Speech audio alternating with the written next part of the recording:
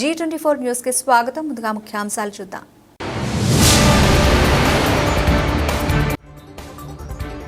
CM ఇలాకా Kodangal నియోజకవర్గ దౌలతాబాద్ మండలంలో రైతుల గోస ఎండిపోయిన చేతికొచ్చిన 1000 ఎకరాల వరి పంట.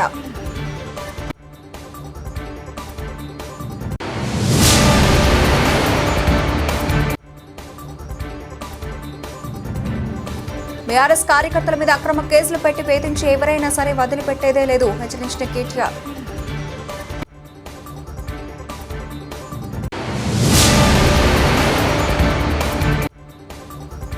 మొక్కలోనిపల్లి రామచంద్రపూర్లో రాత్రి కురిసిన వడగండ్ల వానకు దెబ్బతిన్న పంటలను పరిశీలించిన శ్రీనివాస్ గౌడ్ రైతులను ఓదార్చిన మాజీ మంత్రి. దౌలతాబాద్ మండలంలో 1000 ఎకరాల్లో ఎండిన వరి పంట. రేవంత్ రెడ్డి గారి చేతగాని పాలన వల్ల సొంత నియోజకవర్గంలో ఎండుతున్న రైతన్నల బ్రతుకులు. 1000 ఎకరాల వరి పంట ఎండిపోయింది అని దౌలతాబాద్ మాజీ జెడ్పీటీసీ కూర్ల మహిపాల్ అన్నారు. భూగర్భ జలాలు అడుగంటిపోయాయి. దీనికి తోడు విద్యుత్ కోతలు కూడా ఉండడంతో భారీగా ఎండిపోతున్న పంట పొలాలు. వరితో పాటు ఎండిపోతున్న వేరుశెనగ, మొక్కజొన్న పంటలు ఎండుతున్నాయని తెలిపారు. ఏప్రిల్ నెలాఖరులో వరి పంట కోతకు వచ్చే సమయానికి ఇంకెన్ని ఎకరాలు ఎండిపోతాయని రైతులు వాపోతున్నారని ఆయన అన్నారు. సమయానికి పెట్టుబడి సహాయం అందక రైతులు సావుకారుల దగ్గర లక్షల్లో అప్పులు చేసి ఆత్మహత్య చేసుకునే దుస్థితి రైతులకు వచ్చిందని అన్నారు.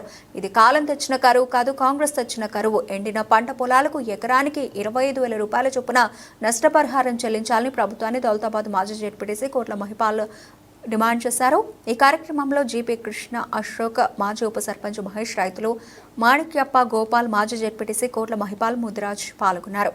నియోజకవర్గంలో దౌలతాబాద్ మండలంలోని రైతుల వరి పంట కాడికి వెళ్తే రైతుల్లో పాపం, బాధ, దుఃఖం. చాలామంది రైతులు వాళ్ళ పొలాల దగ్గర ఉన్న పశువులని పొలంలో ఇడిచి పశువులను ఇడిచి మంచి పుట్టకొచ్చే పంటని మేపడం జరుగుతుంది. ఎందుకంటే ఈరోజు ఈ ప్రాంతం నుంచి గెలిచినటువంటి ఎమ్మెల్యే రేవంత్ రెడ్డి గారు సీఎం అయిన తర్వాత, కాంగ్రెస్ ప్రభుత్వం వచ్చిన తర్వాత 10 ఏళ్లలో కరువు లేని రోజులు చూసినాం. కానీ ఈరోజు ఏదైతే కాంగ్రెస్ గవర్నమెంట్ వచ్చిందో, కాంగ్రెస్ గవర్నమెంట్ వచ్చిన తర్వాత తాగనికే నీళ్ళు లేవు, వర్షంలలో నీళ్ళు లేవు. వర్షంల దగ్గరకు వచ్చినాం, వరి పంట పొట్టకొచ్చింది. ఈయనే టైంలో కనీసం రైతులు పాపము ఇడిచిపెట్టి బోర్లు వేసుకుంటూ, ఇదివరకే ఈ పొలమైన రైతు ఒక 5 బోర్లు వేస్తే 5 బోర్లు పడలేదు. కానీ ఇక్కడున్న సీఎం గారు ఇక్కడున్న పంట ఎండిపోతుంటే, ఎండిపోయిన పంటకు ఇక్కడ మీరు రైతులకు రుణమాఫీ చక్కగా చేయలేదు, రైతు బంద్ ఇవ్వలేదు. కానీ ఈరోజు రైతుల కోస చూస్తుంటే మన కోడంగల్ నియోజకవర్గంలో అత్యధిక పంటలు ఎండుతున్నాయి. మన కోడంగల్ నారాయణపేట ఎత్తిపోతల పథకం అన్నావు ఎక్కడుంది? పాలమూరు ప్రాజెక్టు కంప్లీట్ చేస్తే కాలువలు దోయితే మాకు నీళ్ళు వచ్చాయి కోడంగల్కి. కానీ అది క్యాన్సిల్ చేసి ఈరోజు కోడంగల్ నియోజకవర్గం నారాయణపేట ఎత్తిపోతల పథకం అన్నాడు రేవంత్ రెడ్డి. కానీ మాకు ఇక్కడున్న దౌలతాబాద్ మండలంలో ప్రతి పంట, ప్రతి వర్షాన్ని ఎండిపోవడం జరిగింది. రేవంత్ రెడ్డి గారు దయచేసి రైతులకు ఎండిన పంటకు దిగుబడికి, అదేవిధంగా రైతుకు ఏదైతే సన్న ఒట్లకు బోనస్ అన్నావో, అదేవిధంగా ఇక్కడున్న రైతులకు ఎండిన పంటలకు తక్షణమే మీరు రుసుము 25,000 నష్టపరిహారం, పంట నష్టపరిహారం ఇవ్వాలని ఇక్కడున్న కొడంగల్ నియోజకవర్గం దౌలతాబాద్ మండల రైతులు హెచ్చరిస్తున్నాం. రేవంత్ రెడ్డి గారు ఒక్కసారి మా రైతులను, మా ప్రజలను ఒక్కసారి ఇక్కడ చూడండి.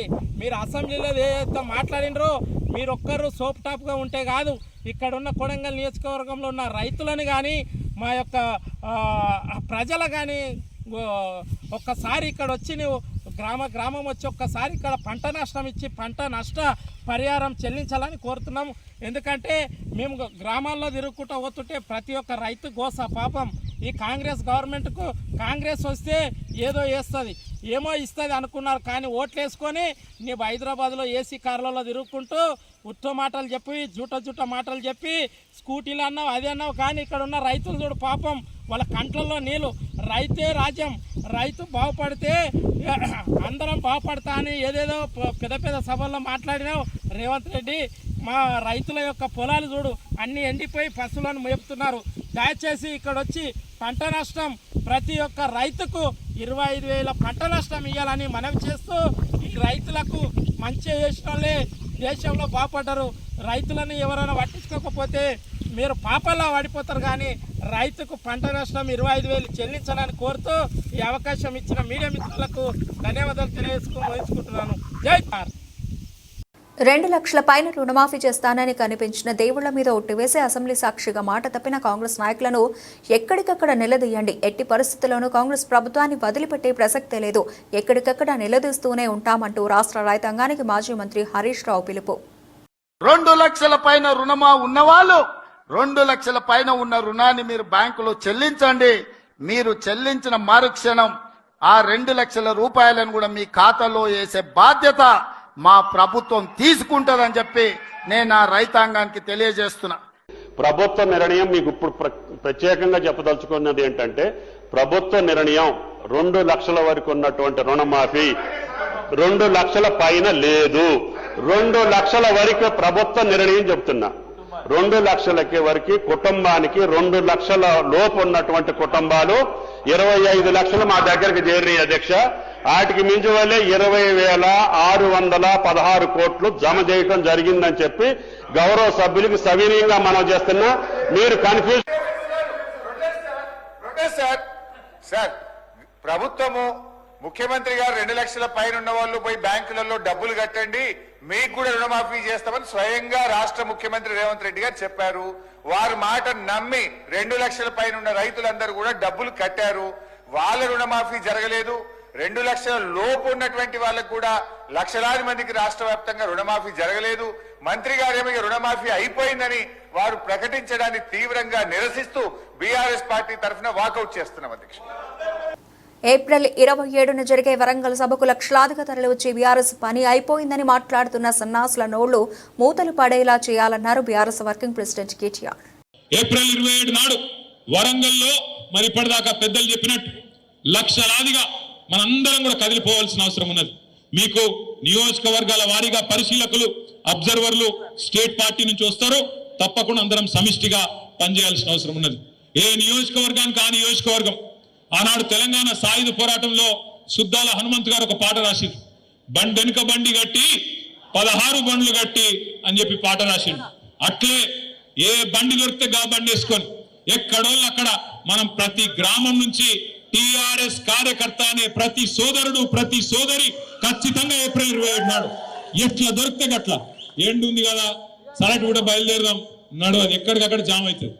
ముందే చెప్తున్నా నేను, ఎక్కడికక్కడ జామ్ అవుతుంది. మళ్ళా ఈడికెళ్ళి బయలుదేరి ఆడికొచ్చి రోడ్డు మీద ఇరుక్కపోయినా సారీ అన్న అంటే కుదరదు.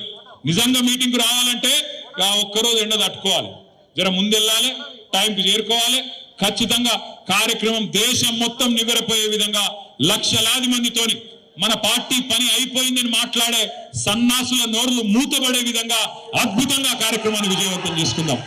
ప్రతి నియోజకవర్గానికి పార్టీ నుంచి, రాష్ట్ర పార్టీ నుంచి మీకు పరిశీలకులు వస్తారు, సమన్వయకర్తలు వస్తారు. ఏ నియోజకవర్గం యొక్క టార్గెట్ ఏంది, ఎట్లెట్లా బండ్లు ఇంతజాం చేసుకోవాలి, ఏం చేసుకోవాలి, ఇవన్నీ కూడా మీకు చెప్పడం జరుగుతుంది. ఇవాళ కేవలం ముఖ్యులతోని 4 మాటలు పంచుకుందామన్న ఉద్దేశంతో ఇక్కడికి వచ్చినాం. బీఆర్ఎస్ కార్యకర్తల మీద అక్రమ కేసులు పెట్టి వేధించి ఎవరైనా సరే వదిలిపెట్టేదే లేదు. లెక్కతో సహా అన్ని చెల్లిస్తామన్నారు బీఆర్ఎస్ వర్కింగ్ ప్రెసిడెంట్ కేటీఆర్. కేసీఆర్ గారు కూడా చెప్పిండు, కాంగ్రెస్ కు ఓటేస్తే రైతు బంధుకు రామ్ రామ్ అవుతుందని చెప్పిందా లేదా? మరి అయిందా లేదా? 10,000 ఇస్తుండు కేసీఆర్ బిచ్చం వేసినట్టు. మేము 15,000 ఇస్తాం, మేము ఇందిరమ్మ రాజ్యం తెస్తాం. మన వాళ్ళు మర్చిపోయింది ఇందిరమ్మ రాజ్యం అంటే ఏందో. ఇందిరమ్మ రాజ్యం అంటే ఏంటిది? ఎమర్జెన్సీ రాజ్యం, పోలీసుల రాజ్యం, అణిచివేత రాజ్యం. సోషల్ మీడియాలో ఒక పోస్ట్ పెడితే పోలీసుడు ఫోన్ చేస్తాడు, వాడిని దొంగలు పట్టుడు ఇడిచిపెట్టిండు పోలీసుడు. బీఆర్ఎస్ వాళ్ళు ఎంబడి వాడుడే నేర్చుకున్నాడు. పోస్ట్ పెట్టగానే ఫోన్. నేను ఒక్కటే మాటిస్తున్నా మీకు, నేను కేసీఆర్ గారు అంత మంచోని కాదు. మళ్ళా మన టైం వస్తుంది, మళ్ళా బరాబర్ మన టైం వస్తుంది. వచ్చినాక పేర్లు రాసి పెట్టుండ్రి, ఒక్కొక్కరిని ఏమేం చేయాలో అని చేద్దాం. వదిలిపెట్టే సమస్య లేదు. దబ్బన కొంతమంది అనుకుంటారు మేము రిటైర్ అవుతాం, ఇంటికి పోతాం, మమ్మల్ని ఏం బిక్తారు అనుకుంటున్నాము. రిటైర్ అయి వేరే దేశానికి పోయినా రప్పించి తప్పకుండా అన్ని లెక్కలు సెటిల్ చేస్తాం. హిసాబ్ కితాబ్ మొత్తం చూస్తాం. గట్ల ఊకునే బాబత్ కాదు. ఇది వరకున్న కథ వేరు, ఇప్పుడున్న కథ వేరు. కానీ ఒకటి మాత్రం వాస్తవం, ఇలా ప్రజలకు ఏ కష్టం వచ్చినా ఎక్కడ ఏ ఇబ్బంది వచ్చినా గుర్తొస్తున్నది మన నాయకుడు కేసీఆర్. 2 లక్షల పైన రుణమాఫీ చేస్తానని కనిపించిన దేవుళ్ల మీద ఒట్టివేసి అసెంబ్లీ సాక్షిగా మాట తప్పిన కాంగ్రెస్ నాయకులను ఎక్కడికక్కడ నిలదీయండి. ఎట్టి పరిస్థితుల్లోనూ కాంగ్రెస్ ప్రభుత్వాన్ని వదిలిపెట్టే ప్రసక్తే లేదు. ఎక్కడికక్కడ నిలదీస్తూనే ఉంటాం. రాష్ట్ర రైతాంగానికి మాజీ మంత్రి హరీష్ రావు పిలుపు. పబ్లిక్ మీటింగుల్లో దేవుళ్ల మీద ఒట్టుపెట్టి రేవంత్ రెడ్డి గారు చెప్పారు. కానీ ఈరోజు దారుణంగా రాష్ట్ర శాసనసభలో రుణమాఫీ అయిపోయింది, 2 లక్షల పైన చేయము అని చెప్పి ఇవాళ వ్యవసాయ శాఖ మంత్రి చెప్తున్నారు. ఎట్టి పరిస్థితుల్లో ఈ ప్రభుత్వాన్ని వదిలిపెట్టము. 2 లక్షల పైన ఉన్న వాళ్లకు మీరు చెప్పిన మాట ప్రకారంగా ఈ రాష్ట్రంలో ప్రతి రైతుకు రుణమాఫీ అయ్యేదాకా బీఆర్ఎస్ పార్టీ ఈ కాంగ్రెస్ ప్రభుత్వాన్ని, రేవంత్ రెడ్డిని నిలదీస్తూనే ఉంటుంది, ప్రశ్నిస్తూనే ఉంటుంది. నేను రాష్ట్రంలో రైతాంగానికి కూడా మనవి చేస్తా ఉన్నా. రైతు సోదరులారా, ఎక్కడికక్కడ కాంగ్రెస్ పార్టీ నాయకులను, ఎమ్మెల్యేలను, మంత్రులను ఈ రేవంత్ రెడ్డి గారిని నిలదీస్తూనే ఉండండి, ప్రశ్నించండి. ఆ రోజు ఏం చెప్పారు, అసెంబ్లీలో ఏం చెప్పారు, దేవుళ్ల మీద ఒట్లు పెట్టి ఏం చెప్పారు, ఇవాళ రుణమాఫీ అయిపోయిందని చెప్పి చేతులెత్తితే ఈ కాంగ్రెస్ ప్రభుత్వాన్ని వదిలిపెట్టే ప్రశ్న లేదు. రాష్ట్ర వ్యాప్తంగా బీఆర్ఎస్ కార్యకర్తలు, రైతు సోదరులు అందరూ కూడా ఎక్కడికక్కడ ఈ కాంగ్రెస్ పార్టీ ప్రభుత్వాన్ని నిలదీయాలని చెప్పి మేము కోరుతా ఉన్నాం. మేము కూడా ఎట్టి పరిస్థితుల్లో ఈ ప్రభుత్వాన్ని వదలం. రేపు అసెంబ్లీలోనైనా బయట అయినా ఎక్కడికక్కడ నిలదీస్తూనే ఉంటాం. కాంగ్రెస్ ప్రభుత్వం కక్షగట్టి ఒక పేద కుటుంబాన్ని రోడ్డున పడేస్తే భరోసాకి బాసటగా నిలుస్తూ ఆ అభిమాని కుటుంబానికి అండగా నిలిచిన బీఆర్ఎస్ వర్కింగ్ ప్రెసిడెంట్ కేటీఆర్. అందరికీ నమస్తే. నేను మీ పావని గౌడ్. ఎక్కడున్నామంటే సిరిసిల్ల పట్టణంలో బత్తుల సీనన్న దగ్గర ఉన్నాం. సీనన్నకి ఏమైందో మనందరికీ తెలుసు. ఇవాళ ఏం జరగబోతుందో మీకు వివరిస్తా.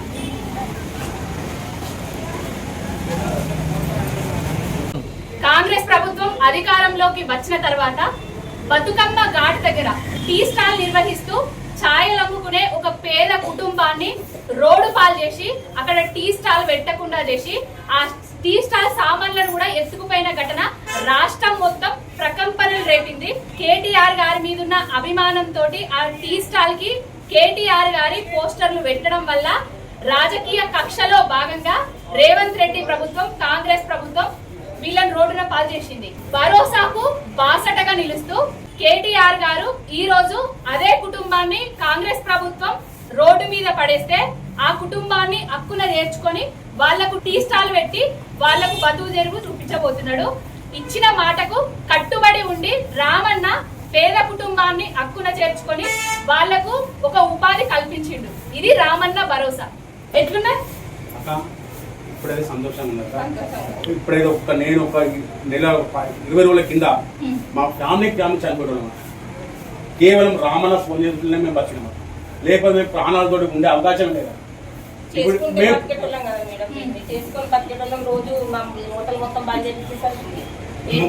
అర్థం కాలేదు మాకు. సార్ ఫోన్ చేసి మాకు ధైర్యం చెప్పి భరోసా ఇచ్చి నేను ఉన్న మీరు టెన్షన్ పడకూడదు అని చెప్పేసి ఎంత ఖర్చు ఎక్కువ పెట్టుకుంటాం మీరు అసలు టెన్షన్ పడకూడదు. మాకు ఇప్పుడు ఇవాళ ఒక దారి చూపించి ఓపెనింగ్ ఇవాళ అక్క అని చెప్పి ప్రతి పేరింటి బిడ్డకు అండగా ఉంటాడు అని చెప్పడానికి ఇదొకటి ఉదాహరణ. రామన్న అంటేనే పేదల బతుకులకు బాట వేసే బాటసారని చెప్పొచ్చు. టకీ టకీ అని తెలంగాణ రైతుల ఖాతాల్లో కాదు, రాహుల్ గాంధీ, ప్రియాంక గాంధీ ఖాతాలో డబ్బులు పడుతున్నాయన్నారు బీఆర్ఎస్ వర్కింగ్ ప్రెసిడెంట్ కేటీఆర్. 10 ఏళ్లు బ్రహ్మాండంగా కడుపుల సల్ల గదలకుండా ఎక్కడ కూర్చున్నోళ్ళకి అక్కడ ఫోన్ల బ్రహ్మాండంగా మెసేజ్లు పడుతున్నాయి. యాసంగి నాటేసే టైం వచ్చిందంటే, వానకాలం నాటేసే టైం వచ్చిందంటే మీ ఫోన్లో ఏం సౌండ్ వస్తుండే? టింగు టింగు అంటుండేనా? ఇప్పుడు టింగు లేదు, బొంగు లేదు. ఉందా? వాడు కొత్తది కనిపెట్టిండు. టింగు టింగ్ అంటే కేసీఆర్ యాది కొత్త టకీ టకీ అట. టకీ లేదు, పికీ లేదు. యాడుంది టకీ టకీ? ఒక్క దగ్గర ఉంది టకీ టకీ, ఒక్క దగ్గర ఉంది. ఢిల్లీలో మాత్రం టకీ టకీ టకీ పడుతున్నాయి పైసలు. రాహుల్ గాంధీ ఖాతాలా, ప్రియాంక గాంధీ ఖాతాలా ఆడ మాత్రం పడుతున్నాయి. ఎందుకంటే ఆడ పైసలు లేకపోతే పదవి ఉంటుందా? ఊస్టింగే. కాబట్టి పైసలు అక్కడ పడుతున్నాయి. ఇక సంపుడు మాత్రం ఇక్కడ చంపుతా ఉన్నారు. కేసీఆర్ కిట్ వల్లనే గవర్నమెంట్ హాస్పిటళ్లలో ప్రసవాల సంఖ్య పెరిగిందన్నారు MLA doctor Kalvakuntla Sanjay. My biggest issue అధ్యక్ష ఇప్పుడు అంటే ఎందుకు చెప్తానంటే అధ్యక్ష, ఇవాళ కేసీఆర్ కిట్ మళ్ళీ వాళ్ళు వాపస్ తీసుకొచ్చారు కాబట్టి నా బిగ్గెస్ట్ ప్రాబ్లం ఏంటంటే అధ్యక్ష, అధ్యక్ష when a new government comes everybody has a policy అధ్యక్ష. పాలసీ ఎందుకు చేయాలి, ప్రాబ్లమ్స్ ఏంది, ఆ పాలసీ అవుట్కమ్స్ ఏంటి అని చెప్పి చూడాలి అధ్యక్ష. నా బాధ ఏంటంటే అధ్యక్ష, ఖర్చు ఎంతైనా పెట్టండి, మీరు 1000 కోట్లు పెడతారా 2000 కోట్లు పెడతారా, ఎందుకు పెడుతున్నారు ఖర్చు అనేది ఇంపార్టెంట్ అధ్యక్ష. అధ్యక్ష ఇప్పటి వరకు నిజంగా చెప్తున్నాను అధ్యక్ష, పాలసీ ఫ్రేమ్ వర్క్ జరగలేదు. ఏదన్నా ఒకటి పర్టికులర్ గా you should take up a cause. ఉదాహరణకి కేసీఆర్ కిట్ గురించే ఇవాళ చిన్న ఉదాహరణ చెప్తాను అధ్యక్ష.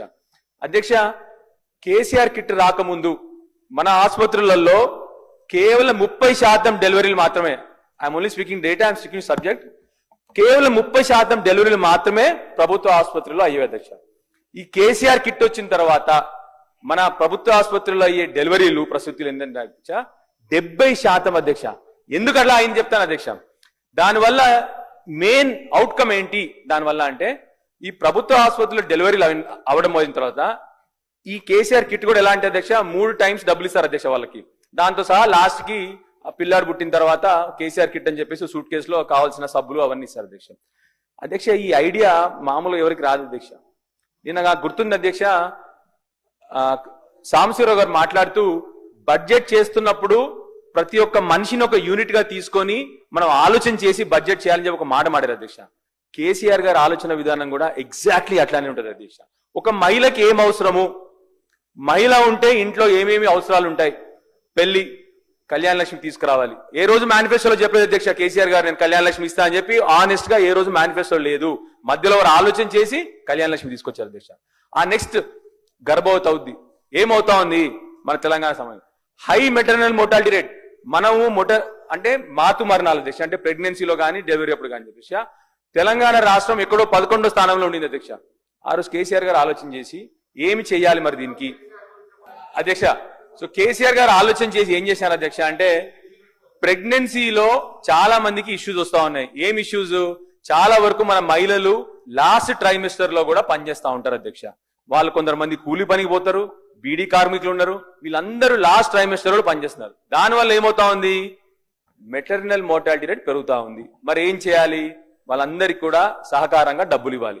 అందుకొరకే వాళ్ళ కంపల్సరీ యాంటీనేటల్ చెకప్స్, కంపల్సరీ వాళ్ళకి 3rd trimester లో కూడా డబ్బులు ఇస్తున్నారు. కాబట్టి వాళ్ళందరూ కూడా బ్రహ్మాండంగా ప్రభుత్వ ఆసుపత్రి డెలివరీ చేసుకుంటే అధ్యక్ష 30% నుండి 70% గవర్నమెంట్ ఆసుపత్రి డెలివరీ పెరిగితే మెటర్నల్ మోర్టాలిటీ రేట్ అధ్యక్ష మనం దేశంలో ఇవాళ 3rd best రేట్కి వచ్చాము అధ్యక్ష. 3rd best from 11 or 12 we came to 3rd best అధ్యక్ష. సో ఎందుకు చెప్తానంటే అధ్యక్ష, ఎవరైనా I'm giving a suggestion to the government నా అధ్యక్ష, పాలసీ చేసుకొని ముందరికెళ్తే, మనం పాలసీ చేసుకొని ముందరికెళ్తే అప్పుడు తప్పకుండా అవుట్కమ్స్ ఉంటాయి దానికి సరిగ్గా. నా ఇంటి ముందర ఎగ్జాక్ట్లీ అధ్యక్ష, శ్రీధర్ అన్న చూస్తుంటారు, చాలా మంది మెట్పల్లి వచ్చి, నా ఇంటి ముందరే గవర్నమెంట్ హాస్పిటల్ ఉంటుంది అధ్యక్ష. ఆపోజిట్ నా అడ్రస్ ఆపోజిట్ సివిల్ హాస్పిటల్ అధ్యక్ష నా అడ్రస్. మా హాస్పిటల్లో ఒకప్పుడు అధ్యక్ష, మా గవర్నమెంట్ హాస్పిటల్లో గత ప్రభుత్వం ఉన్నప్పుడు, మా కేసీఆర్ గారి ప్రభుత్వం ఉన్నప్పుడు ఎవ్రీ మంత్ 200 డెలివరీస్ అధ్యక్ష, నెలకి 200 డెలివరీ అధ్యక్ష. ఇప్పుడు గత నెలలో ఎన్నైనా తెలుసా అధ్యక్ష, 55 అని అధ్యక్ష, 50. So what is the drop, 50 deliveries అయినాయి last month. Sir this hospital sir ఈ హాస్పిటల్ అంటే ఏమైందంటే సార్, మా పాత ప్రభుత్వ హాస్పిటల్ పెచ్చులు ఉడుతా ఉంది సార్. అప్పుడు కేసీఆర్ ప్రభుత్వమే శాంక్షన్ చేసి కొత్త 30 పడకల ఆసుపత్రికి శాంక్షన్ జరిగింది అధ్యక్ష. గత 15 నెలల నుంచి దాంట్లో ఇటుక పిల్ల పడలేదు అధ్యక్ష మళ్ళీ. సో మిమ్మల్ని దయచేసి మీ ద్వారా ప్రభుత్వాన్ని రిక్వెస్ట్ చేసేది ఏంటంటే అధ్యక్ష, ఆ హాస్పిటల్ కి ఫండ్స్ ఇచ్చి ఆ హాస్పిటల్ తొందరగా కంప్లీట్ చేస్తే, ఇప్పుడే మీకు చెప్పాను already I gave you data also, 200 delivery నుండి 50 డెలివరీ తగ్గింది. సో దయచేసి మీరు ఆ కేసీఆర్ కిట్ ఎట్లాగో ఈసారి ఆల్రెడీ మనీ పెట్టారు, మంచి పని చేశారు, థ్యాంక్ యూ. మా హాస్పిటల్ కూడా కన్స్ట్రక్షన్ ఫినిష్ చేస్తే will be very thankful to the government అధ్యక్ష. మహబూబ్ నగర్ మండలం బొక్కలోనిపల్లి రామచంద్రపూర్లో రాత్రి కురిసిన వడగండ్ల వానకు దెబ్బతిన్న పంటలను పరిశీలించి నష్టపోయిన రైతులను ఓదార్చిన మాజీ మంత్రి శ్రీనివాస్ గౌడ్.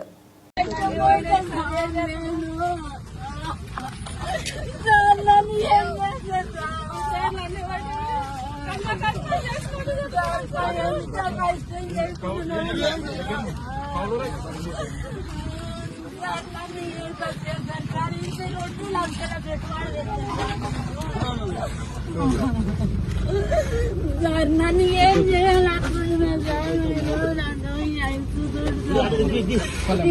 ఏం చేస్తారు వద్దు సార్, నేను ఎంత బాధపడుతున్నాను. నా భార్య బతుకుతుంది సార్. నా భార్య బతుకుతుంది సార్. నేను ఎట్లా ఇస్తాను? బీఆర్ఎస్ కార్యకర్తల మీద అక్రమ కేసులు పెట్టి వేధించి ఎవరైనా సరే వదిలిపెట్టేదే లేదు, లెక్కతో సహా అన్ని చెల్లిస్తామన్నారు బీఆర్ఎస్ వర్కింగ్ ప్రెసిడెంట్ కేటీఆర్. ఇందిరమ్మ రాజ్యం అంటే ఏందో, ఇందిరమ్మ రాజ్యం అంటే ఏంటిది? ఎమర్జెన్సీ రాజ్యం, పోలీసుల రాజ్యం, అణిచివేత రాజ్యం. సోషల్ మీడియాలో ఒక పోస్ట్ పెడితే పోలీసుడు ఫోన్ చేస్తాడు, వాడిని దొంగలు పట్టి ఇడిచిపెట్టిండు పోలీసుడు. బీఆర్ఎస్ వాళ్ళు ఎంబడవాడే నేర్చుకున్నాడు, పోస్ట్ పెట్టగానే ఫోన్. నేను ఒక్కటే మాటిస్తున్నా మీకు, నేను కేసీఆర్ గారు అంత మంచోని కాదు. మళ్ళా మన టైం వస్తుంది, మళ్ళా బరాబర్ మన టైం వస్తుంది. వచ్చినాక పేర్లు రాసి పెట్టుండ్రి, ఒక్కొక్కరిని ఏమేం చేయాలో అని చేద్దాం, వదిలిపెట్టే సమస్య లేదు. దబ్బన కొంతమంది అనుకుంటారు మేము రిటైర్ అవుతాం, ఇంటికి పోతాం, మమ్మల్ని ఏం బిక్తారు అనుకుంటున్నాము. రిటైర్ అయి వేరే దేశానికి పోయినా రప్పించి తప్పకుండా అన్ని లెక్కలు సెటిల్ చేస్తాం, హిసాబ్ కితాబ్ మొత్తం చూస్తాం. గట్ల ఊకునే బాపత్ కాదు. ఇదివరకున్న కథ వేరు, ఇప్పుడున్న కథ వేరు. కానీ ఒకటి మాత్రం వాస్తవం. బులెటిన్ ముగించే ముందు హెడ్లైన్స్ మరోసారి.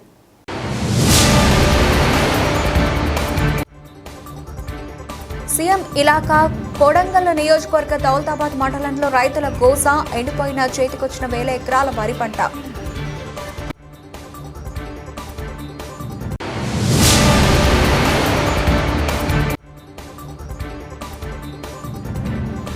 బీఆర్ఎస్ కార్యకర్తల మీద అక్రమ కేసులు పెట్టి వేధించి ఎవరైనా సరే వదిలిపెట్టేదే లేదు, హెచ్చరించిన కేటీఆర్.